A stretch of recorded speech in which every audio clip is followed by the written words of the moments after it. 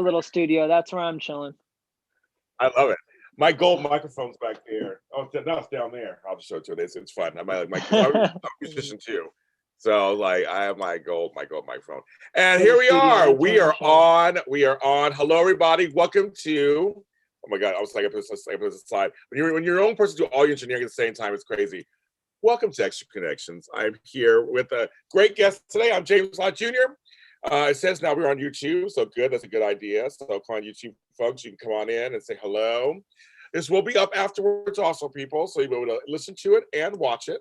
If you want to hear his voice, you can listen to it by podcast, which this is everywhere, on every streaming platform you think of, from iHeartRadio, Spotify, Google, Apple, and then the video versions on my YouTube channel, JLJ Media.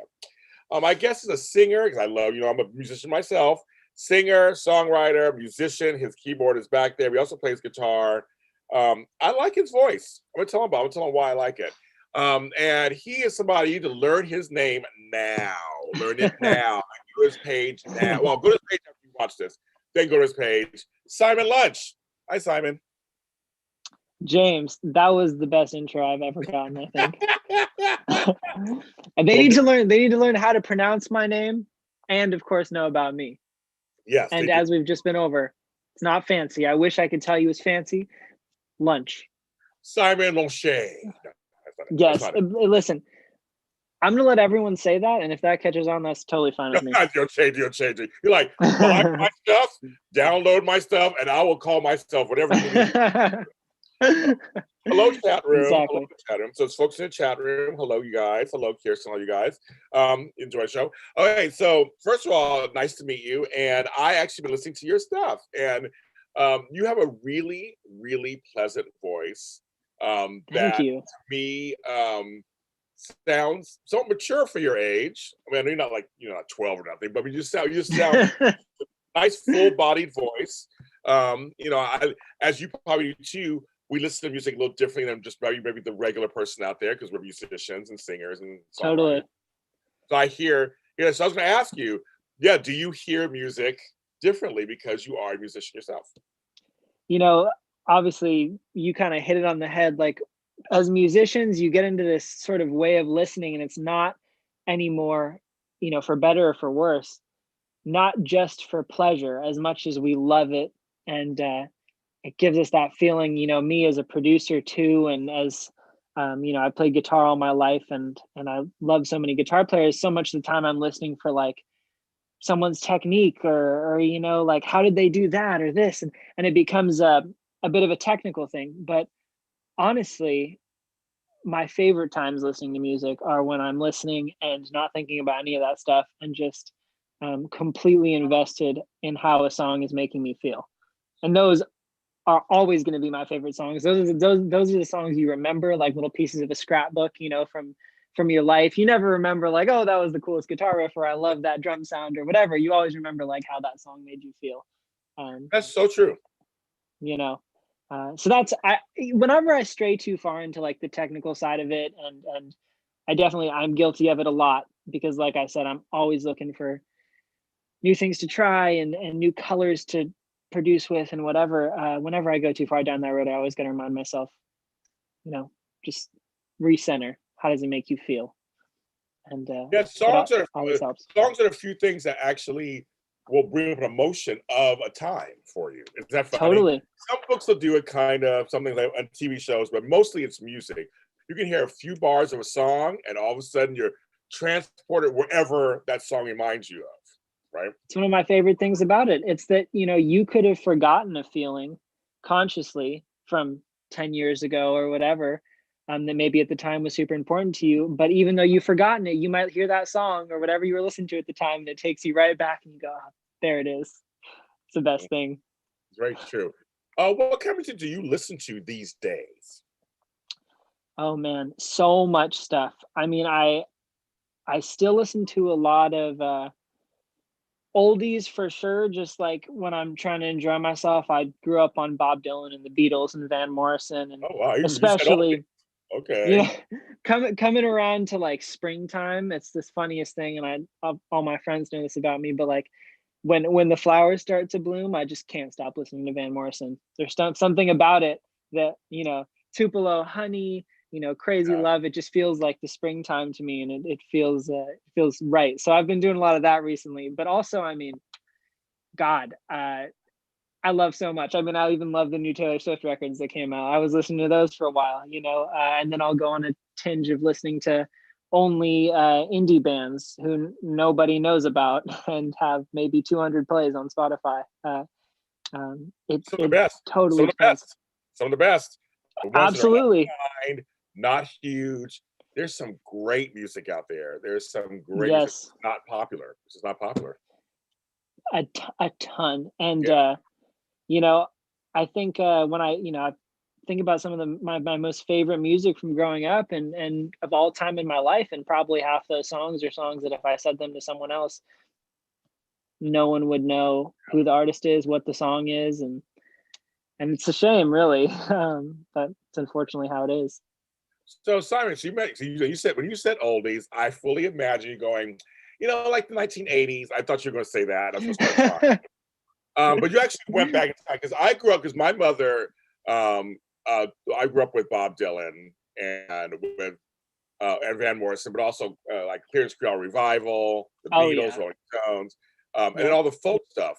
My 2 albums ago, I was in this heavy late 60s, early 70s, Crosby, Stills, Nash and Young, Neil Young by himself, Joni Mitchell. I mean, I spent all this very like early in the Ronstadt. I spent all of this kind of folk country, folk rock stuff, and it affected my album. I could tell what the lyrics I was writing, but like I know what you mean. It's like sometimes I just have to go back, and like certain times of the year remind me of that breezy kind of, Yeah, the sun's coming out, just a little yep, warmer now, that kind of thing. yep.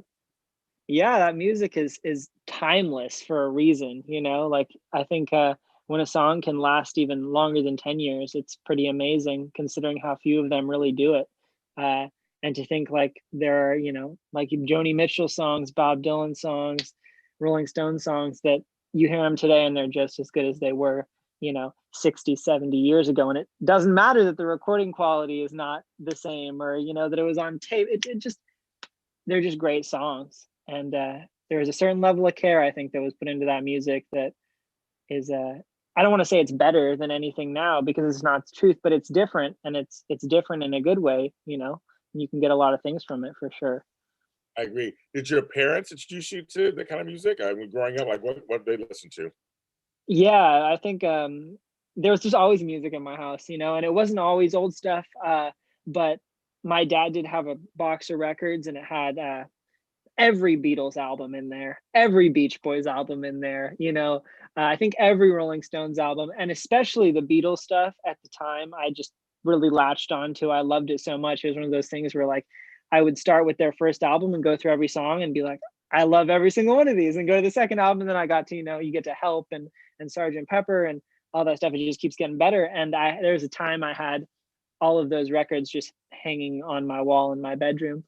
Uh, and when I started playing and producing more as I got older and learning how records were actually made, I loved them even more because then I learned about George Martin making those records and all the different methods they used and how revolutionary it was for the time, and really just like how much even if you're talking about recording gear that's out there now, how much of it was like pioneered for the Beatles and making those records, and it just blew my mind. And uh, I just have a like everlasting, super deep love for that stuff now.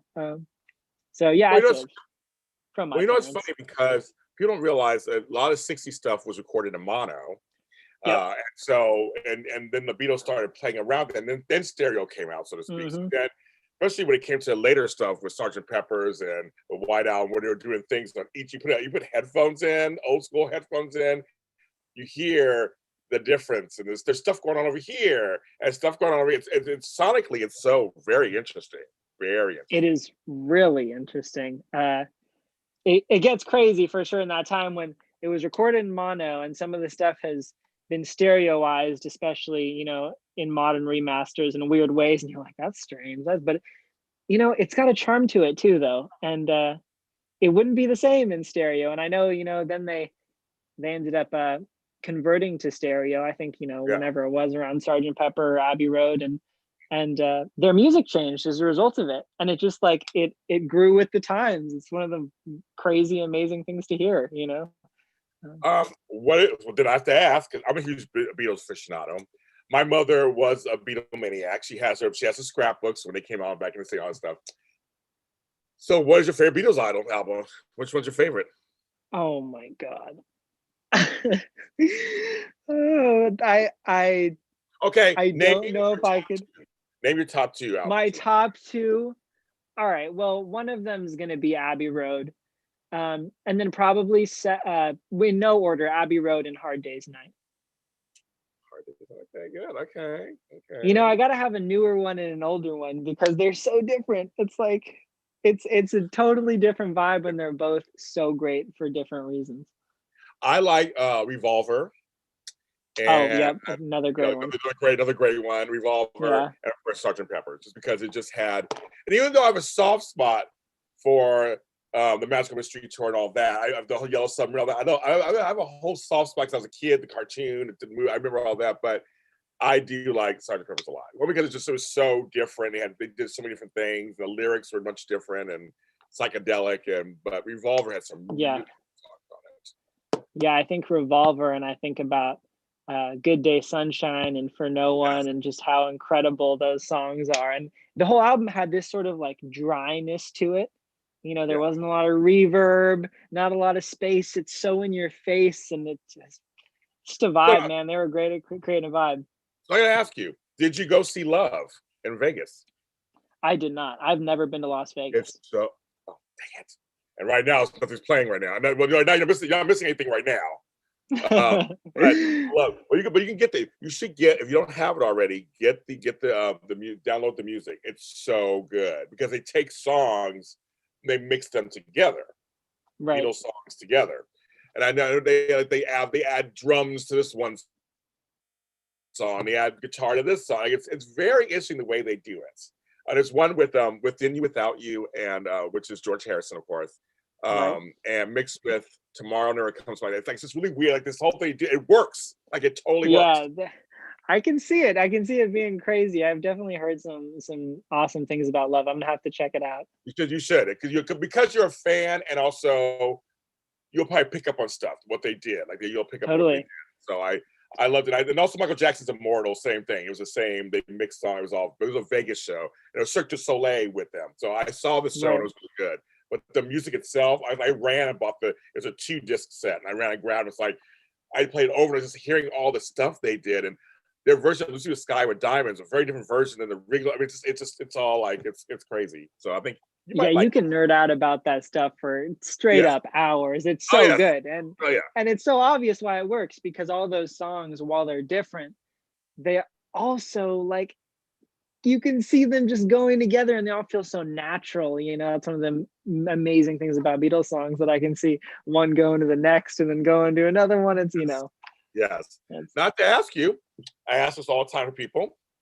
When the Beatles started out, were they a boy band? that's an interesting question. I I mean, don't know I if guess everybody says that. So I'm just curious what your thoughts are on that. I never thought of them as that. I just, maybe that's because I didn't. I mean, honestly, I just don't know. I mean, did the term boy band, was that as much of a thing back then? No, it wasn't. Because That's what we're saying. right, As they look back, they go, well, 4 young right, guys, right, for the ladies who right, played like 2-minute songs. For those right, first 50 albums, the Meet the Beatles, all that, Hard Day's Night, Help, those are all very right. much in the vein Yeah. that are the original boy band. But you don't say the same I thing about the Rolling Stones. So that's what I'm kind of saying. How do you? I always wonder that. Maybe it depends on what era of Beatles you're talking about, Yeah. you know, because you made a great argument there for that era of them being the original sort of outline for what a boy band would be. But when I think about like Sergeant Pepper and Magical Mystery But Tour, yeah, of course, yeah, they're not. Yeah, I don't know. I don't know if you yeah. would classify that a boy band, but honestly, I don't care. I don't care. Whatever it is, it's brilliant. So Yeah, I'm just curious. I mean, I was a Beatles fan, so you think that because you're right. yeah, Once they get later into stuff, the White Album and all that, you're like, clearly they were yeah, bigger than a boy band. I mean, they were right. It becomes so right. experimental, and there's Yeah, 8-minute songs, and like Tomorrow Never Knows, you pointed out earlier, it's just this, it's like what, like 2 notes the whole time, and there's Right, some crazy psychedelic lyrics going on right, over it. Like, right, it's definitely hard to classify it as pop music at that right. point, but it's still just as good. It still feels just as natural to the ear, I think, in a weird way, I which agree. is part of their brilliance. I agree. When were you musical? When did you know you were musical? Well, it's funny now I've played guitar and written for so long that like I almost like can't remember. I really can't remember a time in my life that I wasn't like thinking about music all the time. But it was really when I was about 5 years old. Like I said, my parents would always play music. So we were in the car one day coming home from school. They would pick me up at school, and we would go to this farmer's market uh, on the way home from school on Tuesdays. And they played Eric Clapton on the way to the farmer's market. And it was just like a compilation CD. And I think I had the experience that a lot of people have at various points in time in their life where they hear Eric Clapton play guitar, whether it's something like Layla or White Room or whatever. And they go, oh my God, like I want to do that. And I would flip through this little pamphlet that came in the CD, and it had a picture of Eric Clapton's old black Stratocaster that he would play. And I was like fascinated by this picture. And I would look at the picture and I would listen to the music. And that day, pretty much, I decided that I wanted to play guitar. And I got my first guitar probably a week later. There was a broken up old classical guitar in my house that I would mess around on prior, but I got my first real guitar like right after hearing that, and I never ever stopped. Self-taught? I mean, but I think a combination of both. Like a lot of people, I at first, my parents were like, oh, well, why don't you take classical lessons? So I did that for years, and Okay. so I can play classical guitar, and I have technique teaching. But that being said, I think when I think about at least my favorite music that I've written and made and even performed, it's totally without a thought of anything technical. It's just, I know, like that's why I never played jazz in high school, is because I saw like a lot of my friends did, and they were so obsessed with this technical aspect of music, and they couldn't write a song. And it was because they were so obsessed with that they couldn't write a song. Because when you get that deep into it, it becomes more about that than like I was saying earlier, like how does it make you feel? And I was watching them, get up on stage, and maybe someone would hit like a crazy change in their solo, and the musicians, they all look at each other and they go, oh my God. And you look at everyone in the audience and they don't give, they don't care, they don't know what just happened. Right. And I just wasn't very into that. So I think honestly my interest in technical and just like taught music, like or at least rigidly taught music, really declined as I got older. And I got much more into how am I going to play this instrument, at least when it comes to guitar, because that's the one I feel like I play uh, most uniquely, So Yeah. yeah. I get it. I took piano when I was younger, of course. Took piano for like 5 years and all that. And I play keyboards however I want to. I mean, it's kind of like like you said, it's funny. It's to the song. Right. I'm going to ask you. So, how do songs come to you? Let me rephrase that question, because I know this. I know kind of the answer to it. They come however they come. They come different ways. So I'm going to rephrase the question. How are some of the ways songs come to you? I mean, honestly, I think I definitely write my best music when I'm obsessing over something, whether it be, like it's true. I was thinking about this just the other day, I have a hard time, I think, like a lot of people, trying to write songs. Like the act of trying to do it often makes it fall apart in the first place. And if you're sitting there and you're like trying to conjure up an emotion or a feeling or even an idea, and put it on paper, and then you stop for an hour and then come back to it and try again, that hardly ever works for me. The time that that things happen best and when things really come to me are when I cannot stop thinking about something. And it doesn't matter if I've got a guitar in my hands or I'm walking out in the street, in the middle of spring, passing by cherry trees. It really doesn't matter. It's always music at that point. and I'm sitting there with my phone or my voice memos or writing something into, yeah. my journal, and the song inevitably, whether it takes 48 hours of work or 20 minutes of work, happens quickly because that time is just back to back to back to back. I never stop, um, Yeah. it's Do always you a get bit of an abstract answer when you talk about music making. But do you get like, do you usually get melodies first, or do you get a lyric or two first? Honestly, both usually at the same time, at least in my best songs. Oh, I good. think Okay. I think the times when I have the most success are, and I get chills and I know I've done it right, are when I sing a line's melody and the actual lyric at the same time. And that's a hard thing to do, and it's one of those things you can't try to do. But that being said, there are times when I'll have done that with maybe a whole verse, and the second verse, now I've got a melody layout of the first one, and then the second verse I'll have gone into my journal and have written something about what I'm talking about, and I'll take those words for the second verse and then sort of input them into the melody. But I think the first part of the melody and stuff and the lyrics always comes, at least in my best work, from them happening together. Okay. I know for me, I'm always happy if a melody comes. I'll take it, and then if a lyric comes because of it, then I'll take it. But my stuff, a lot of times, the lyrics come first for me. A lot of times. Yeah, I definitely. Yep. Yeah, I write all the time, so I just have stuff there. It's always hard to know, and I'm sure you know this, like how a set of lyrics that you've written before is going to fit into the space of a song or into a melody. So you're going to have to alter them at some point, often. Yeah. Yes. But I've done a practice. I did once. I had like 5 sets of lyrics, and I printed them out, cut them up, and then I started piecing them around, trying them different ways. Right. And it kind of, but then I had a melody, so I was trying to do it different ways. And I was like, and it actually kind of worked. It was a little longer, but I did kind of work. So I can see that being successful. Yeah, it can. Yeah, it's interesting.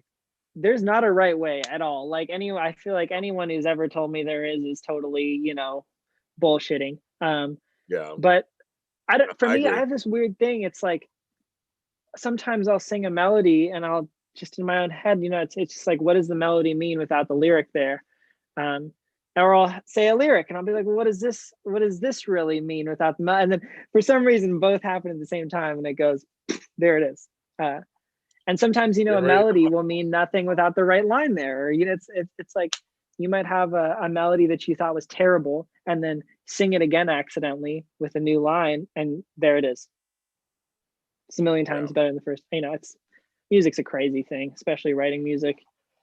You just got to be ready to receive it when it comes to you and not argue with it. I agree. No, seriously, it's divine intervention. And I the first song I ever wrote actually took me 20 minutes, which I thought, I know this doesn't always happen. Like, I know it's not. I mean, we had a melody and a song. I wrote it in 20 minutes, and it was my first song I put out years ago. I am ready. That was years ago. But and after that, I realized that doesn't happen all the time. But that was like right. Okay, it was like, okay, James, here's your introduction to songwriting. It's not realistic. Here you go. But I was ready to receive it, Simon. I was ready to receive it. I received it. There you go. And I got it out.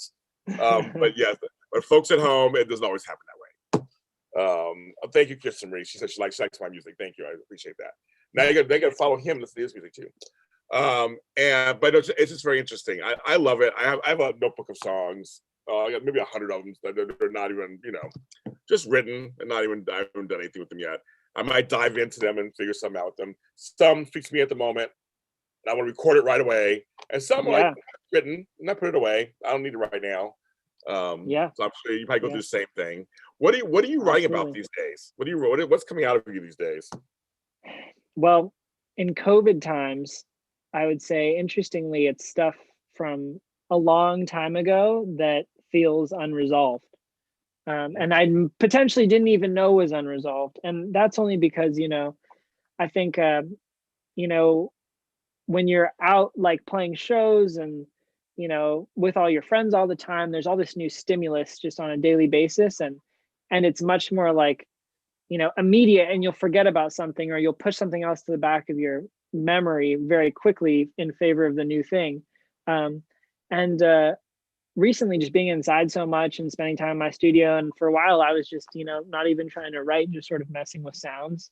And I found myself just like thinking about a lot of things that had happened, maybe even as much as 8 years ago, and little bits of them that were unresolved in my own mind, and sort of like asking myself, for like, why are those things unresolved, and like, what do I clearly, because I hadn't said something that I needed to about them, and I was like, what is it that I need to say?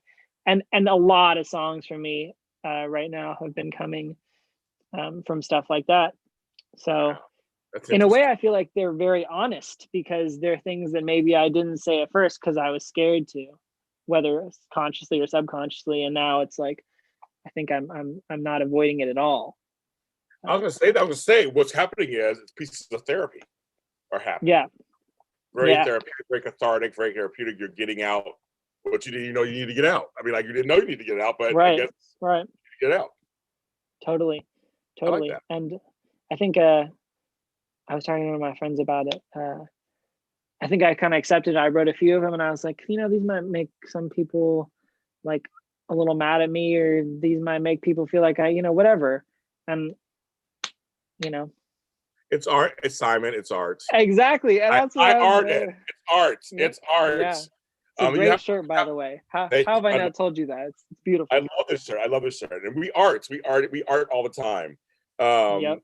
Yes, you guys. So Kirsten Reese said, "I'm going to follow Simon and listen to his songs." So follow Simon. Do it. Love it. No, because the problem is I never want to censor myself. I go through the same thing sometimes. I write certain songs, go, well, they're not like that. Who cares? The whole point is, as long as you're being authentic and honest, and you can stand by your product, you gotta do it. If someone gets hurt, or speaking of Taylor Swift, over the years, I mean, like, but she's writing honest songs people can relate to, and so what you're writing, someone else will relate to, and so maybe they're going through it also. That's your service. That's your service to the community, right? I hope so. I think to some degree, I'm sure you've experienced too, but making music, especially making an album, is kind of a selfish experience, because you're really not thinking about anyone else, how they feel. You're thinking about how you feel so deeply, to the point where it becomes a little bit selfish, and hopefully you counterbalance that with then putting it out into the world. And because you've been so selfish and thought so much about how you feel, that there's got to be someone else that feels the same way and is going to benefit from it, because it's real. I agree. How would you describe your voice to people? My voice, man, it's always hard. I'm trying to think of a way to do it without like using other singers as benchmarks. Yeah, I know. And that's why I asked that question. I know sometimes such a struggle. Man, I think pretty dynamic, I would say, in terms of, just because sometimes I'll be very, very soft, and sometimes I'm pumping it a lot harder. I would like to say like fairly rich, but like also like, I don't know. I think it's for the listener. I don't want to sound conceited at all, because by no means do I feel like I'm some great singer. I'm just a kid who likes to play music and sing songs. It's like I think especially. Okay, well, here's the thing: your style. Right now, what is kind of your style these days? The songs you're putting out. So, what's your style? Is it more country rock? Is it country pop? Is it pop? Is it pop rock? Like, what are you putting out these days? I kind of like to say, like, for a while with my last album, like soul pop or blues pop, because there was so much. It was driven so much by, number one, like live groove, like of a drummer, which a lot of pop music these days is super programmed. And then also the guitar, which was so much of the sound of my last record, was, it's like pop guitar, but it's so blues informed, because like I just, have played so much SRV and Eric Clapton, and like, and taken so much of that it just bleeds into all of my stuff. So I think I would say like blues pop, Oh, Stevie Ray Vaughan. Oh, I like that. Yeah. You just mentioned, yes. In the chat room, your guest is very passionate. Yes, he is about music. Yes, he is. Thank you. They got it. Very nice. Hey, he's giving good hair, folks. He's giving good hair. So I now I have to make sure I can barely see myself. I'm little on my screen, so now I'm trying to make sure it's actually okay. You'll see it afterwards. You'll be able to watch that. You'll see it. So you get some good hair stuff. So what can we look forward to? What's coming out for you these days? Like what are you gonna put out? What's going on? I mean, obviously, as we all know, with COVID, so many shows got canceled, and my plan, what I was supposed to be touring right now. I spent 2 years making a record, and then I'm sure literally finished about 2 weeks before lockdown started, and I was just glad I finished. But I think the thing that's consistent for me that's coming out right now, because I haven't been doing shows, is I've been like using my social media a lot more for video content, because I like want to be playing for people. So whether that's my own stuff or someone else's song that I'm liking that week or whatever, there's so much of that I'm putting out right now. And then, in a bigger sense, this time has also, of course, as we've kind of talked about, like presented an opportunity to work on new music a lot quicker than I thought I was going to be able to. So to be honest, I'm looking for my opening already. Hopefully it comes sooner rather than later. Hopefully, if things are getting better close to summer, I'm looking for my opening to get down to LA and get in the studio with my 5 guys and bang out, another 10 tracks.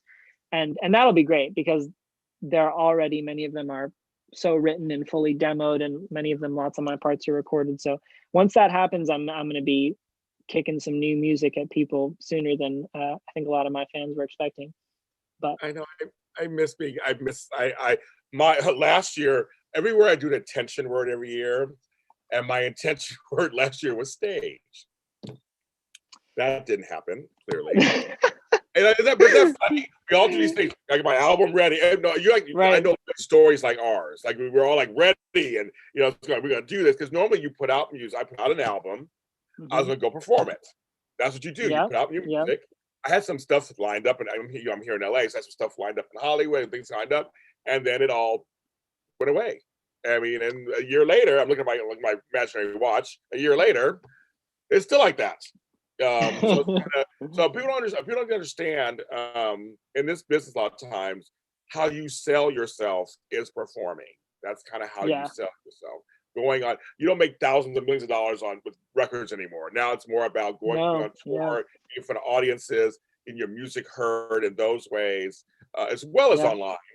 But usually it's performing, and we like to perform, right? You like to perform, don't you? Like perform. 100%. And I was so ready to do it because I had spent so long in the studio. And of course, like I was playing shows interspersed, but I never had a string of like 5, 6, 7, 10 shows in a row. And I was just, man, the studio can be a very antisocial environment.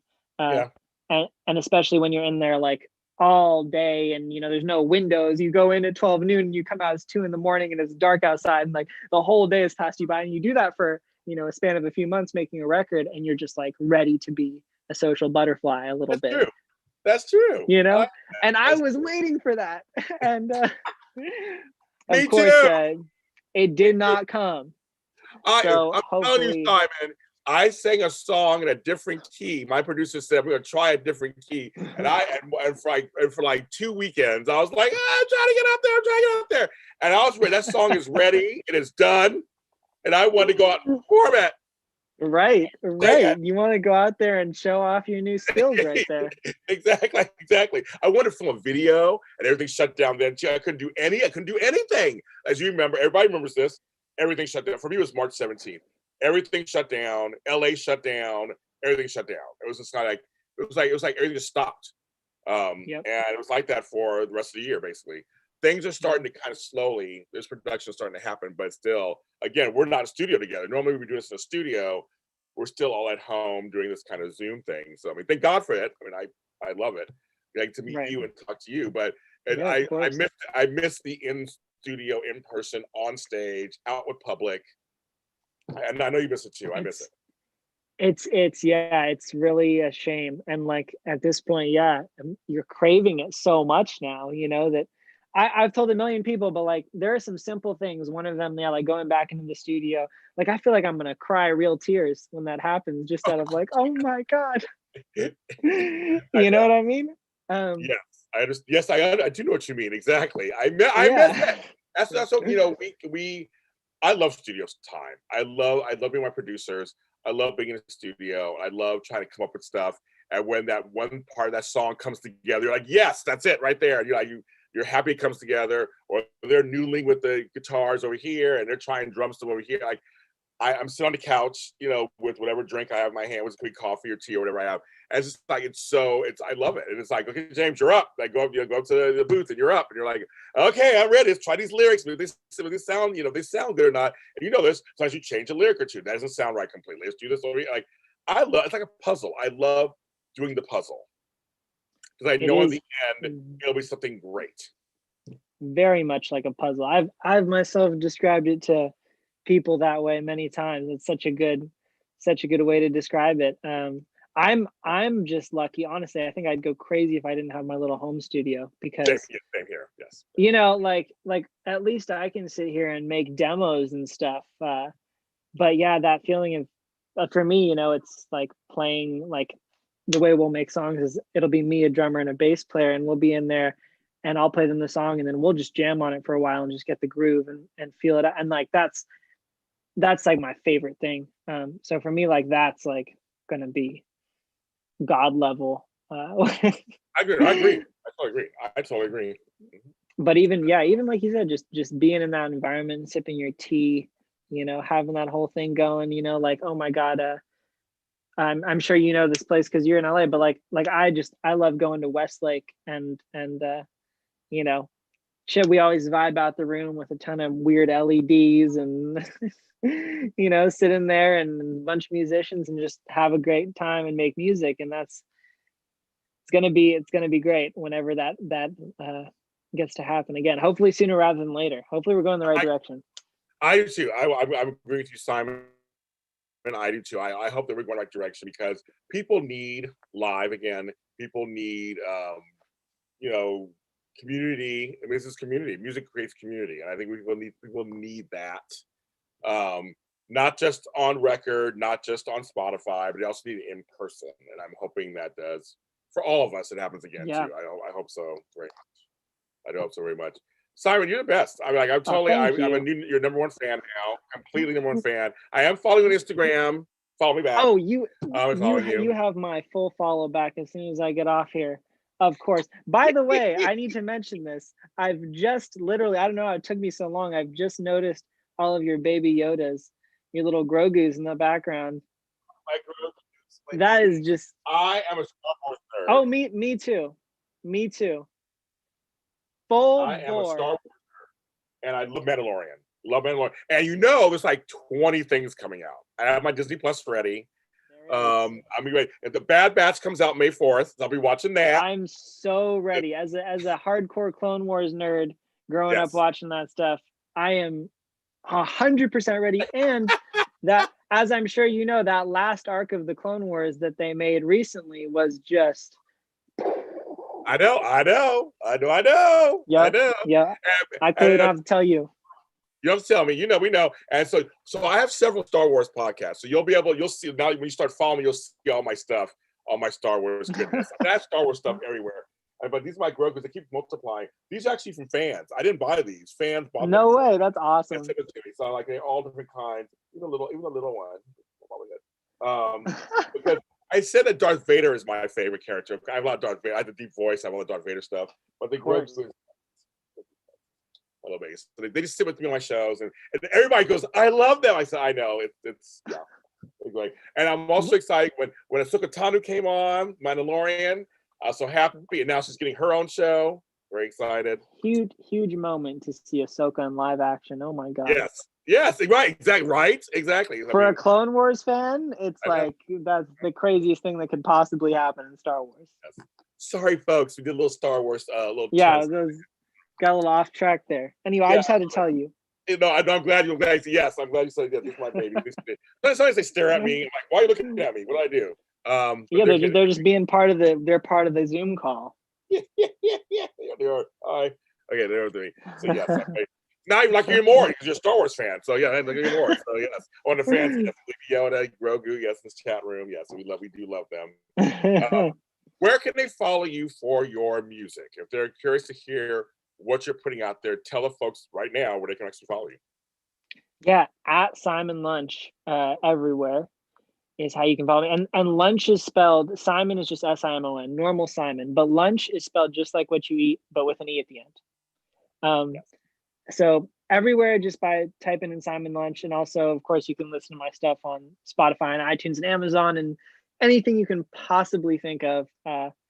You can go there, and there's a bunch of new songs out that came out a few months ago that you can check out. Yes, please do. And I'll put that, of course, in the description so you guys can see that for sure. Thanks for being on the show, Simon. You're the best. James, thank you so much. You are also the best. I love your shirt. I love your Grogu's. It was a great time. We're gonna do this again. We're gonna follow your career. I'm gonna follow you along. Along the way, I'll be that person like, come on the show again, new album, come on the show. And when you go perform, I'm gonna come out. I'm gonna come out and see you. Come to LA. I am already looking forward to it. Yes, we're gonna do that. And of course, folks, this is Extra Connections here on JLJ Media. We have a page on Facebook. We are everywhere you want to be, everywhere. James Lott Jr. everywhere in the universe. And on TikTok, I'm on TikTok, folks, doing crazy stuff on there. I don't know why. I have 3 million views. I don't know. The people seem to like me. I don't even know why. I don't even know what I'm doing on there. But follow me there and see what I am doing on there.